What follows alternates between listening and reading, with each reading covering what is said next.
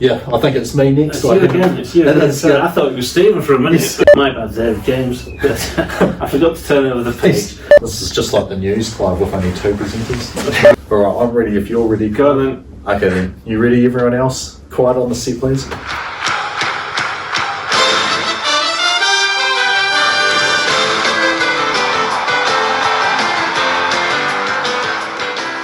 Welcome everyone, episode 10 of the closeout for 2020. James Lisserman, Community Basketball Manager. And Clive Bowman, General Manager. Yeah, we're obviously a tiny bit short-handed today, so Stephen Adams has moved into the middle seat here. He's quickly come back from the Walt Disneyland NBA bubble to help us, but nothing on the script sheet. Anyway, Clive's going to start us off with the Miles Toyota Women's Premier League results over the last weekend, or one of the games anyway. Yeah, thanks James. I think I mentioned last week on my debut on this programme about how I was actually quite impressed how Hullswell have been improving in their performances over recent weeks. And lo and behold, there we are, I'm a lucky charm, and they proved me right and got their first win on the board of the season, beating UC 65-57.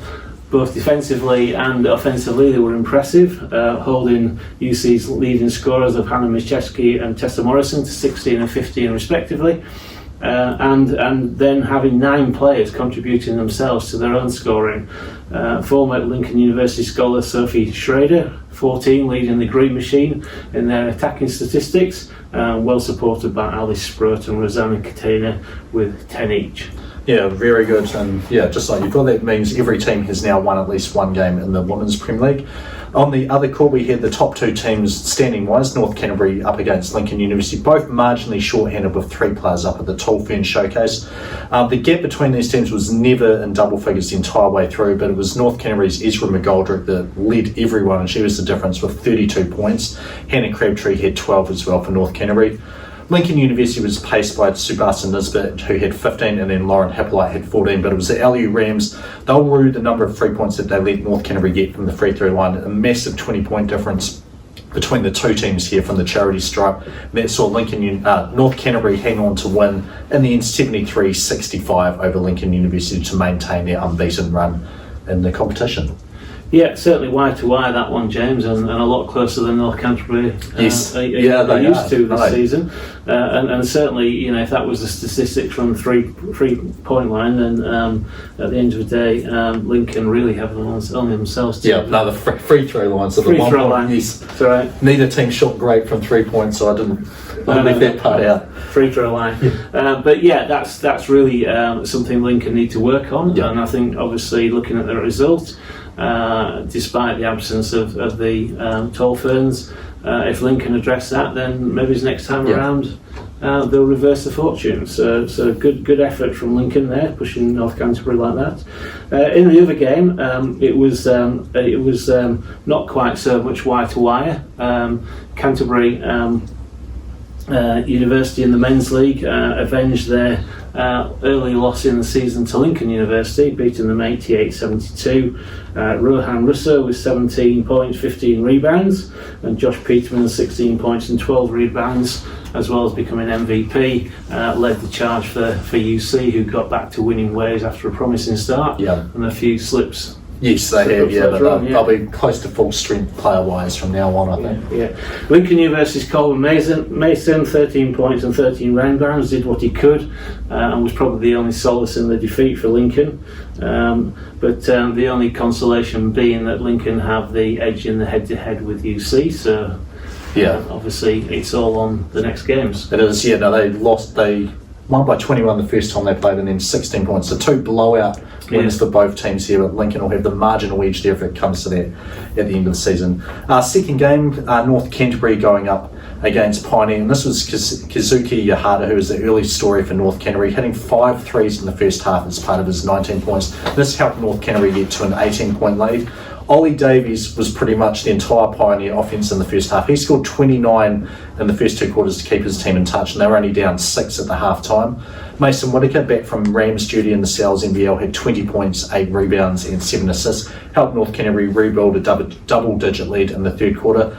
But Mr. Offence for Pioneer on this date, Ollie Davies, he continued scoring. He finished with a 50-piece final stat line, 52 points, 12 rebounds, 7 assists, easily named MVP as their only double-figure scorer for Pioneer. Another come from behind win for Pioneer as they finished 88-84. North Canterbury, I think this is about their third one where they probably felt like they had the game in hand and saw it slip away in a pretty spectacular fashion to see someone score that much. So well done to Ollie Davies and the Pioneer team, and I'm sure he will have enjoyed scoring 50, but I'm sure he's hoping for some help of teammates on the offensive end next week. Yeah, I mean, it's quite incredible for someone to score 50 points out of 88 in a team's performance. I guess as a coach, you're wondering there whether or not to look at the outstanding performance of one player or the performance of the other players in the team. Yeah, I didn't see the game, whether or not it was always the case that he got into the scoring position and was received the ball from his teammates. Fantastic. It doesn't matter who scores the points at the end of the day, as long as the team wins. But it's really quite outstanding stat, 50 out of 88. And final game of the day in the men's Premier was the Hogan Trophy final. Obviously, the culmination of the first round of the competition this year between Gators and Atami. Short-handed Gators team, probably a couple of players light in the squad on Saturday, but they came out absolutely blazing with Josef Nottenbelt almost having a triple-double by half-time, and did get there eventually with 11 points, 10 rebounds and 11 assists. And a lot of those assists went to the youngster Zach Cannon, who really was on fire, particularly in the first half, and finished with 28 points. And that first half performance saw Gators up by a lead of 22 at one stage. And I guess those of us watching all thought at that point it was going to be a bit of a blowout final. It was hitting that way. Atami, having gone 6-0, suddenly had found a team that could measure them up and deal with them. But then, as any good side does, it's not over until the final whistle, and Atami came back with a 9-0 run in the third quarter and an 11-0 run in the fourth quarter, which of course then just wipes out that lead. And it came down to the last few minutes with Derek Albertson and Ben Williams contributing to give Atami the first lead since the start of the game.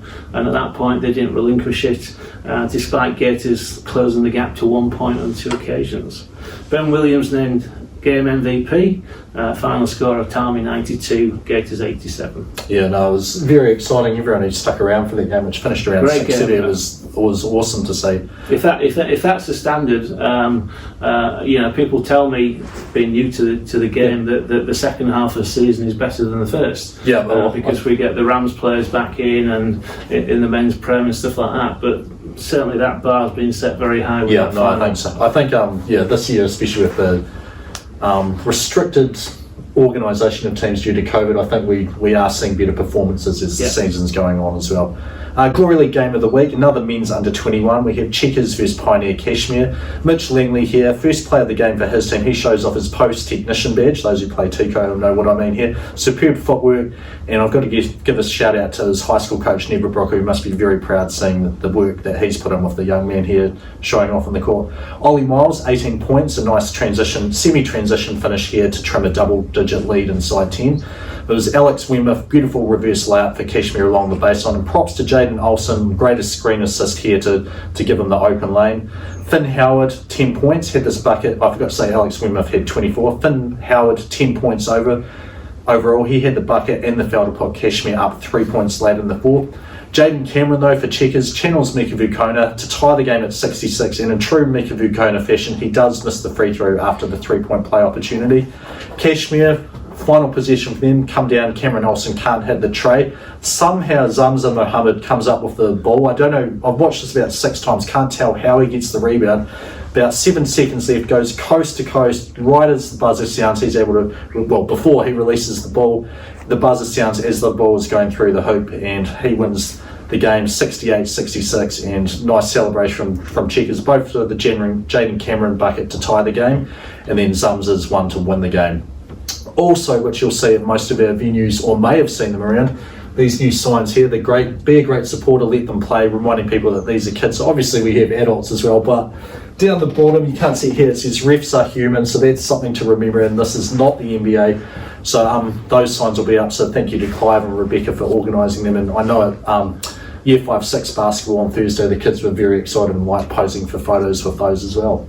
That's great. No, it's good to get those signs finally up and around the courts. We've been waiting a while for them to come in, but they look great. And yeah, just reminding people of the importance of the game and the fact that the game is, there are 3 teams out there on the courts, and I'd like to give a shout out to refs, seeing as Marty's not here anymore. Yes, about what they do on the courts. They go out there and do the level best, and I think that sort of like players generally respect that and see them. Everyone makes mistakes, and referees are no different, but they do the best, and I think that we see refereeing at a high level here. And we'll move on to this week. Yes. Important notes on this week is obviously Cowles is not available this week. All games are at Middleton Grange for the Premier competition this week. So the Women's Miles Toyota Premier League games for this Saturday, the 8th of August, at 12:10, as James says, at Middleton Grange. We've got Lincoln University 4-2 against UC 1-5 at the Middleton Grange new gym, and Holswell, fresh off their victory, 1-5 against North Canterbury, 6-0 in the old gym. So get along and support those.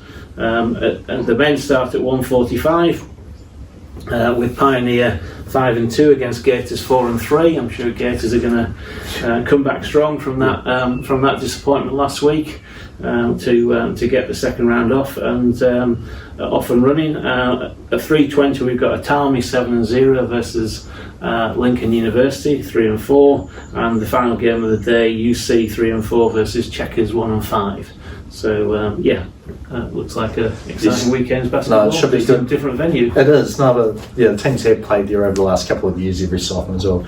Thompson and Whelan Trophy. Some of you will have noticed I was kind of a week ahead of myself, saying the top 6 had been found in the Thompson Division 1 competition, but I did end up being correct. The way all the results went exactly as needed. So the top 6 has been That's found. why we employed you. Well, yeah. See, it makes if I could do it for all competitions, it makes scheduling everything a whole lot easier. Why play? We just have James.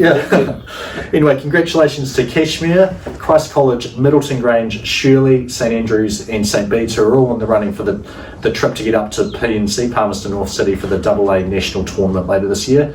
Rangiora and Stack are looking very strong on the girls' side in the wheeling competition to make a trip as well. And then I think it's going to be Girls High or Middleton, and Ashburton is a sort of wild card, is potentially forcing their way into the mix there as well for the 3rd spot there.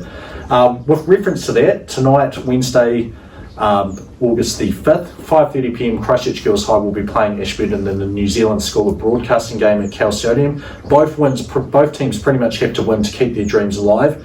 And then Shirley vs Christ College at 7:15. They're safely in the top 6, but I think it'll be a good game for them to test out some things against a high-level opponent ahead of the games, which are pretty much going to decide who gets the trip. Yes, the Sales NBL Showdown obviously finished last week, and congrats go to the Fluid Recruitment Otago Nuggets, who won a thriller against the property brokers See Me, Media, Manawatu Jets. Yeah. Next up is the 3x3, which is an exciting new project from BBNZ, which will feature both the Rams and the Wildcats in a women's and men's 3x3 tournament in Invercargill. Watch out and for further details on that coming up. Yeah, so September 3rd to 5th is when that's on, and we'll have our team squad and coach and stuff will be announced pretty soon for that, but it's all discussions are underway to try and get everything finalised on the back end there. Something related to basketball, Lincoln University scholarships for everything closes on August the 15th, but we care mainly about the basketball scholarships in particular. So if you're thinking about potentially studying at Lincoln University, definitely jump online to the website, fill in the application and get that done by August the 15th. Obviously this year we expect some really, really good applicants with the fluid nature of what scholarships are available in the United States at the moment, and whether there will be basketball there and what it will look like. So I think if you're unsure, my advice is definitely to apply for Lincoln University. Keep your options as wide as possible, and the selection committee there definitely looks favourably on anyone who does get a scholarship offer, decides to go to the USA but then comes back later on as well. So no harm, it doesn't cost you anything. So if you're interested in that, definitely put your application in early. Never mind. Plays of the week, Rohan Russo, great rebound here in the Prem's competition, coast to coast, and he has this crazy circus finish, and he did complete the 3-point play. I felt like I watched a lot in the Glory League game of the week one where the 3-point play opportunities were there but not completed. So Rohan Russo, one of his best scoring games, and a really good rebounding as well. Great finish here against Lincoln University. Yeah, Hannah Macheski needs to have a mention here as well in terms of players of the week.